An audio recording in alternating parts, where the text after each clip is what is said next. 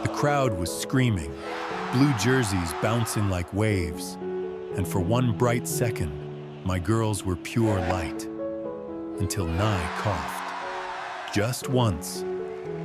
My stomach dropped back into that clinic night, and my hand flew to the bag for the thermometer like it was a lifeline. James didn't panic. He turned my face toward his and said, "Breathe. Look at me." Then, beyond the stadium gate, I saw him, James's father, standing alone under a street lamp, watching our little family like a man afraid to be forgiven. If you believe a mother's love deserves peace after fear, please tap like and share this story with a sister who understands that kind of worry. But to understand why one small cough felt like a siren, we have to go back 2 days. The crowd was screaming, blue jerseys bouncing like waves, and for one bright second, my girls were pure light. Until Nye coughed. Just once. My stomach dropped back into that clinic night, and my hand flew to the bag for the thermometer like it was a lifeline. James didn't panic. He turned my face toward his and said, "Breathe. Look at me." Then, beyond the stadium gate, I saw him, James's father, standing alone under a street lamp, watching our little family like a man afraid to be forgiven. If you believe a mother's love deserves peace after fear, please tap like and share this story with a sister who understands that kind of worry. But to understand why one small cough felt like a siren, we have to go back 2 days. Hello, everyone. I hope you're having a peaceful day. 2 days after the clinic, my hand reached for Nee's forehead before my eyes even opened. That's what fear does. It teaches your body new habits. She was warm, but normal warm. She rolled over and mumbled, "Banana."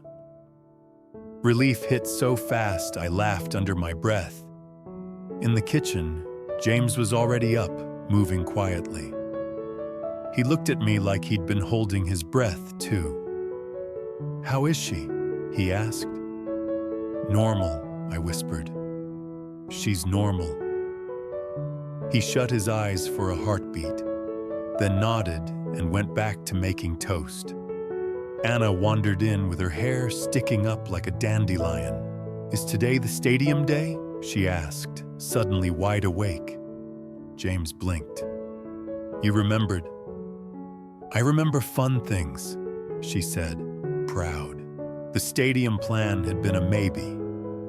Luan mentioned a local match, real stands, real lights, and James said the kids had never seen soccer like that. After the fever broke, the doctor gave us one cautious green light. Short outing, lots of water, watch her closely. So I told James, "Let's go, just one good memory, because when a night has been nothing but worry, you need something simple to push against it. You need a sound that isn't a monitor beeping.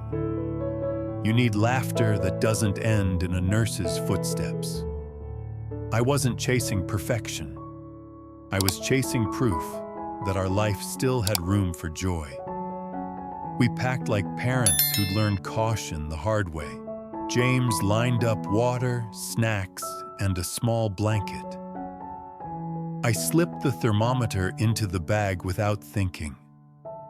James saw it and only said, "Good." Anna grabbed her notebook of care cards. "In case someone looks sad," she explained. Nye circled us in her socks, dragging her toy orange and chanting, "I go, I go." Luan covered the shop for the afternoon and called after us, "Try to have fun, okay? Like, actual fun." And then Mr. Hung appeared at the doorway. James's father held a small paper bag out toward Anna, like he didn't trust his own hands. Sunflower seeds, he said. Stadium snack. Anna's eyes grew round. For me? For you, he answered. His gaze flicked to Nye. And for your sister, if she behaves. Nye pointed at herself. I good. For the first time in days, I saw Mr. Hung's face soften. Not a full smile, just something human. James didn't invite him in, but he did say, quietly, "We'll be back tonight." Mr. Hung nodded once and stepped back, letting us pass. Inside the stadium, the noise arrived all at once. Drums, chants, laughter, that big announcer voice that makes everything feel important. The air smelled like popcorn and fried food, like celebration had its own perfume. An older woman in the row behind us leaned forward, smiling at the girls. "First game?" she asked. I nodded. "First real one." "You'll remember it forever," she said, like she was blessing us. Anna squeezed my hand, eyes shining. "Mom, it's loud." "I know," I said. "You're safe." James crouched beside her. "If you want to step back, we step back," he told her. "You're in charge of your body." Anna nodded, serious as a grown woman. Nia stared at the field like it was a bright green miracle. She bounced on James's knee and chanted, "Go ball, go ball." When we sat down, Anna leaned forward and asked the question like it mattered most in the world. "Which team is ours?" James smiled. "The one we choose." Anna scanned the colors, then pointed. "Blue. Blue looks kind." So we cheered for blue. The match started, and the crowd moved like one big heartbeat. Anna yelled, "Go blue," with her whole chest. Nye copied her, "Go boo," and clapped until she laughed at herself. I watched James under the stadium lights. His shoulders were lower. He was laughing, real laughter, as Nye tried to high-five strangers. And I caught myself doing something I hadn't done in days. I stopped listening for danger. Then Nye coughed. Just once. Dry and quick. My body reacted like an alarm. My hand dove into the bag. James caught my wrist gently. "Hey," he said, "steady. Look at me." I forced my eyes up. He wasn't panicking. He was anchoring. He handed me the water. "Small sips," he murmured. "We're just caring." Nye drank and grinned. I touched her cheek, still normal. Anna leaned close, her voice suddenly small. "Is Nye sick again?" My heart cracked at the worry in her. "No, sweetheart," I said. "Just a dry throat." James added softly, "And we're together." Anna nodded, and the worry loosened, just enough. On the field, blue surged forward, a pass cut clean. A shot flew, goal. The stadium erupted. Anna jumped so hard sunflower seeds scattered. Nye squealed and clapped until her palms turned pink. James lifted both girls for a second, one on each side, laughing like joy was something you could hold. And that's when James went still. His smile didn't vanish, but it tightened. His eyes locked past the bright field, toward the stadium gate. I followed his gaze. Under a street lamp, half-shadowed, stood Mr. Hung, watching us, not approaching, not waving, just watching, like he was measuring the distance between the family he wanted and the line he promised not to cross. cross. Mr. Hung stood under the street lamp, like a man who didn't know where to put his hands in a world full of cheering families. James didn't wave. He lifted Nye higher on his hip and angled his body toward me and the girls. Protection without performance. Anna leaned close. "Is that James's dad?" "Yes," I whispered. "Why is he over there?" James answered calmly. "Because love doesn't mean he gets to step into our space whenever he wants." Nye, half asleep, waved anyway. "Hi, Grandpa." Mr. Hung gave the smallest nod, almost an apology, almost a blessing, then stayed where he was. And James chose us. He turned away, and we let the stadium swallow the past again. Later, the house was quiet, except for two little girls sleeping like the world had finally stopped shaking. Anna still had sunflower seed shells in her palm. Nee's toy orange sat on her pillow like a tiny guard. In the kitchen, James's phone buzzed once. "Dinner, tomorrow night. Your mother will be there. No pressure, just a table." James held the screen out to me. He didn't ask for permission, he asked for partnership. I read it twice. "A table," I said. "It's not an apology," he replied, "but it's not a demand either." "If we go," I said, "we go with boundaries." James nodded. 1 hour. If it turns sharp, we leave. The next evening, the front door opened before our second knock. James's mother stood there in a simple sweater, eyes bright with tears.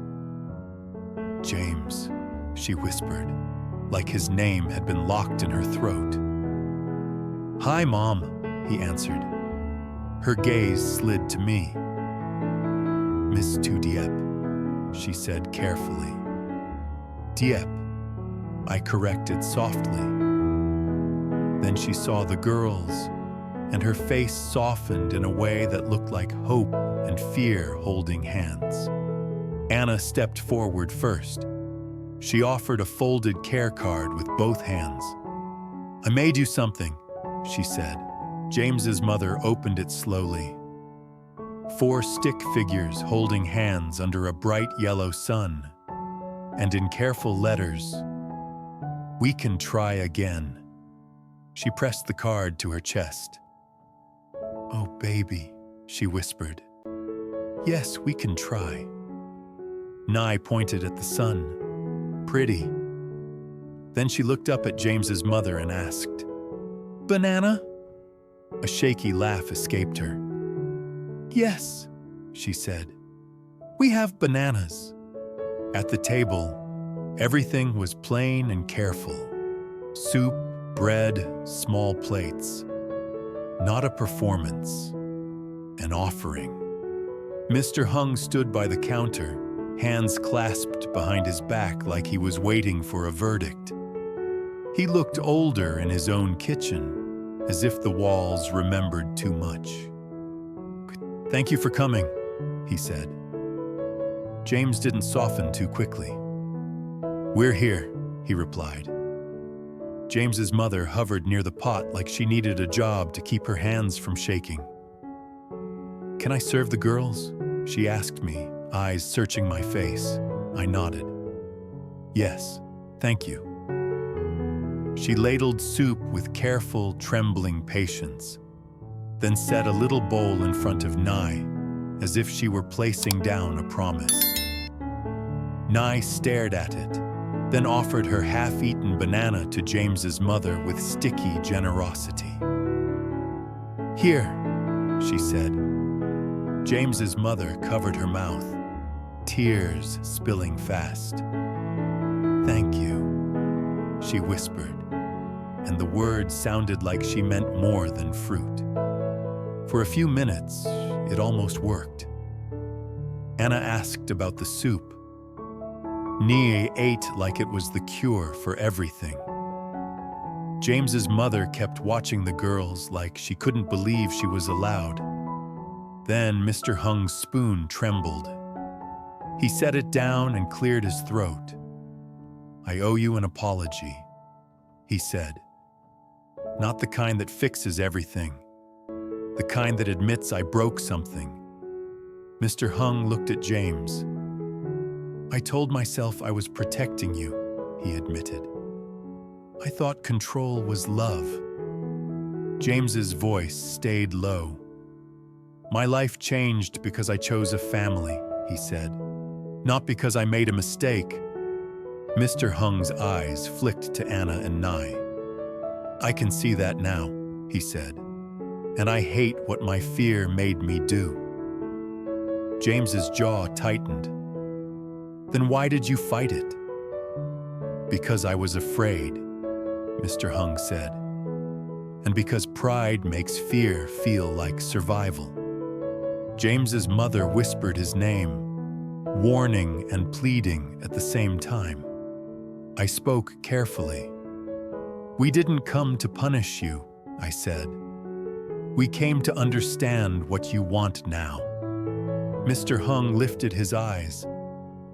"I want a chance to be decent," he said. "A chance to stop being an enemy in my son's life." Anna nodded, solemn. "Then do better," she said simply. Mr. Hung swallowed. "I will try," he told her. My chest warmed just a little. Not trust, not yet, but a crack of light. Then Mr. Hung's phone buzzed on the counter. He froze. His face changed like he'd been yanked back into a storm. He grabbed the phone too fast and flipped it face down. James asked one clean question. "Who is that?" Mr. Hung's jaw worked. His eyes darted to our girls, then back to James. "It's someone from before," he said. Before.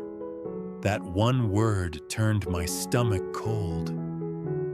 James's mother whispered, "Not tonight," like she could bargain with the past. Mr. Hung's voice thinned. "They don't care what night it is." James leaned forward, eyes sharp. "Are they watching us?"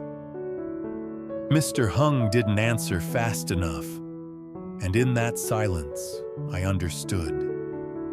This dinner wasn't just a family moment. It was a risk Mr. Hung had been hiding from us. 3 firm knocks hit the front door. Not friendly, not casual. Mr. Hung went pale. James stood up in one smooth motion and placed himself between the hallway and our table, between the door and the children, like instinct had chosen for him. Anna's fingers found mine under the table. "Mom," she whispered. "It's okay," I said softly, even as my heartbeat climbed. Mr. Hung stared at the door like it was a judge with a gavel. "I thought I could keep this away from you," he breathed. The knob turned. Before we see who's on the other side of that door, and what before has been stalking this family, please hit subscribe so you can stay with us through the truth. The doorknob turned. Not a slow, polite turn, an impatient twist, like whoever stood outside believed they belonged here. James didn't raise his voice. He didn't rush the door either. He simply shifted his stance so his body blocked the hallway and his hand slid behind his back. One small signal I knew he meant for me alone. Keep the girls close. Anna's fingers tightened around mine under the table. Nye's spoon hovered mid-air, her eyes big, sensing the room had changed. The door opened. A man stepped inside with a windbreaker half-zipped and a folder tucked under his arm. Early 40s, sharp haircut, eyes that scanned a room the way a locksmith checks a lock. Behind him, a second figure stayed on the porch. Broad shoulders, silent, watching. The man smiled, but it didn't reach his eyes. "Mr. Hung," he said, "we need to talk." James took one step forward, just enough to claim the space. "You're in a house with children," he said evenly. "Say your name or step back outside." The man's smile faltered. "Because people like that aren't used to being corrected." "Eddie Park," he replied. "And I'm here because Mr. Hung owes for services." My stomach turned cold. Services. Not groceries, not repair work, not something decent. Mr. Hung's face had drained of color. He looked at the table, at Anna, at Nye, like he finally understood how easily the past can crawl into the present. James didn't blink. "Then you can leave a number," he said. "We'll call you." Eddie's gaze slid to me, then to the girls, and I hated how comfortable he was looking at what mattered to us. "I don't do numbers," he said. "I do outcomes." Mr. Hung's wife, James's mother, made a small sound in her throat. The kind you make when you're trying not to beg. Mr. Hung swallowed. "Not here," he said hoarsely. "Not tonight." Eddie leaned his shoulder against the doorframe like he was settling into a conversation over coffee. "You hired my team to dig," he said. "You wanted proof. You wanted leverage. You wanted to control your son's choices." My fingers went numb around my spoon.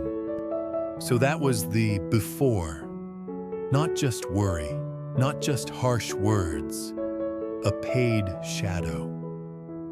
Anna's eyes darted to James. "Dad," she whispered, soft, uncertain, like the word might break if she said it too loud. James turned his head just slightly, his voice gentled without losing steel. "Hey," he told her, "you and Nye go to the living room with Mom, right now." Anna looked at me like she didn't want to move. Like leaving the table meant leaving the safety of seeing every face. I stood up anyway, calm on the outside, shaking on the inside. "Girls," I said quietly, "come with me." Nia slid off her chair and clutched her toy orange to her chest. "Game?" she asked, confused. "Later," I whispered, smoothing her hair. "Right now we're just taking a little break." As I guided them down the hall, I heard James say, low and final, "You don't speak to my children again." Then I heard Mr. Hung's voice, thin, ashamed. "I told you I'd handle it." Eddie laughed once. "You're not handling anything. You're late." In the living room, I put the girls behind the couch, not as a dramatic hiding place, but as a mother's instinctive wall. Anna hugged her notebook like a shield. "Is that a bad man?" she asked. "I don't know yet," I answered honestly. "But Daddy does," Nye whispered, orange scared, and I held her tighter. In the kitchen, the conversation sharpened. Eddie said, "You don't pay. I release what I found. And if you think your fresh start is safe, You're adorable." James's voice dropped into something I hadn't heard in the stadium, the quiet tone of a man who refuses to be moved. "You're making threats in a family home," he said. "That's not adorable, that's stupid." A chair scraped. Mr. Hung sounded like a man drowning in his own regret. "I never meant for it to come to this." James replied, "It already did, the moment you hired him." Silence.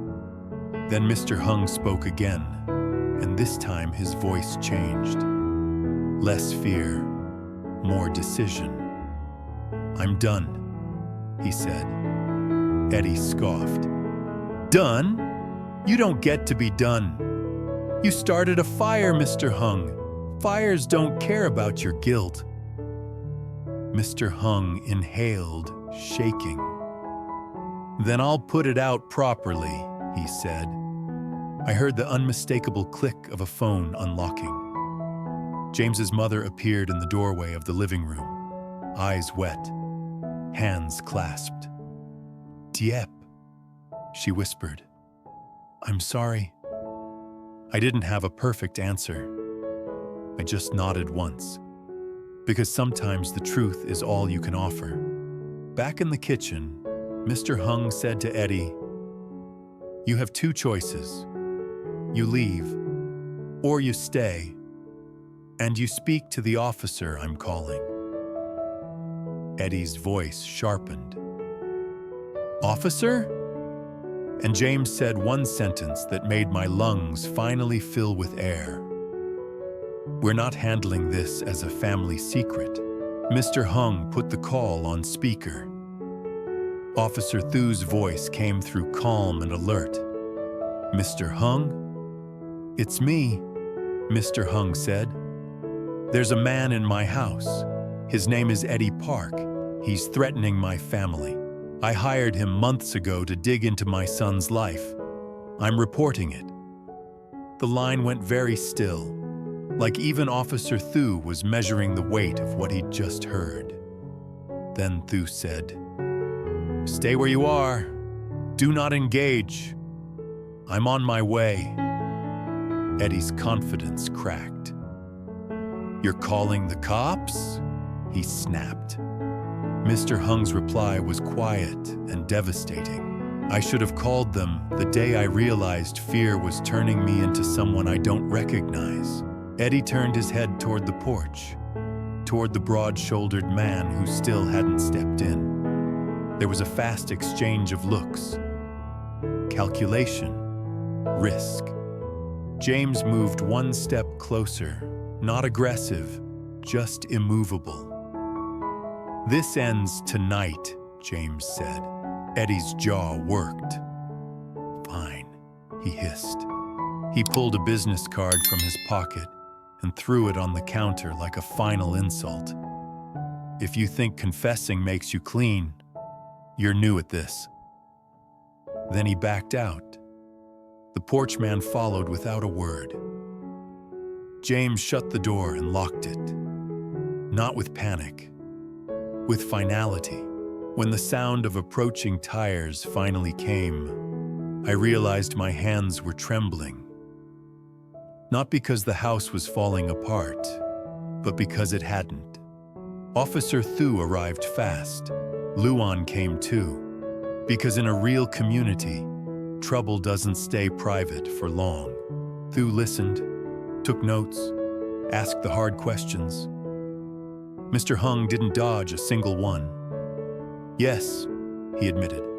"I hired him." "Yes," he said. "I wanted leverage." "Yes," he whispered, eyes on his grandchildren asleep on my shoulder now. "I thought control was love." Officer Thu's face stayed steady. "It will be dealt with," he said. "But there are consequences for you too." Mr. Hung nodded. "I know."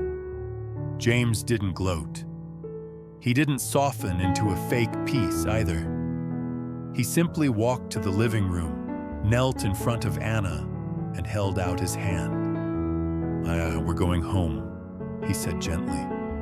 "You did nothing wrong." Anna's eyes filled. "Are we in trouble?" she asked. James shook his head. "No, we're safe," he promised. "And we're leaving because that's our choice." As we carried the girls to the car, James's mother followed us to the porch. Her voice broke in the cold night air. "Diep," she said, "thank you for protecting my son, even when I didn't know how." I looked at her, really looked. "Then help us now," I said. "Not with words, with boundaries." She nodded, tears falling. "I will." Mr. Hung stood behind her, not approaching, not demanding, just watching us go like a man finally learning what respect looks like. James opened my door, then paused. He turned back just once and spoke to his father with a calm that felt earned. "If you want a place in our life," James said, "you build it the right way. Slow, honest, with consequences." Mr. Hung nodded, throat tight. "I understand," he said. On the drive home, the girls slept. Anna's care card notebook rested against her chest. Nay's toy orange was tucked under her chin like a tiny promise. James kept one hand on the wheel and one on mine. "You okay?" he asked softly. I exhaled, long and shaky. "I'm proud of you," I admitted. "And I'm proud of him too, for telling the truth." James nodded, eyes on the dark road ahead. "Truth is the only way the fear loses," he said. When we got home, we tucked the girls into bed and left the hallway light on. Soft, warm, ordinary. And for the first time since the clinic night, I didn't check Nee's forehead every 10 minutes. I checked it once. Normal, warm, alive, and okay. In the quiet kitchen, James placed his phone face down on the table like he was putting the past in its proper place. Then he looked at me, steady, tired, certain. "More stadium days," he said. "Yes," I whispered. "More stadium days." Because peace isn't a single moment. It's a choice you make again and again until the old fear learns it no longer runs your home.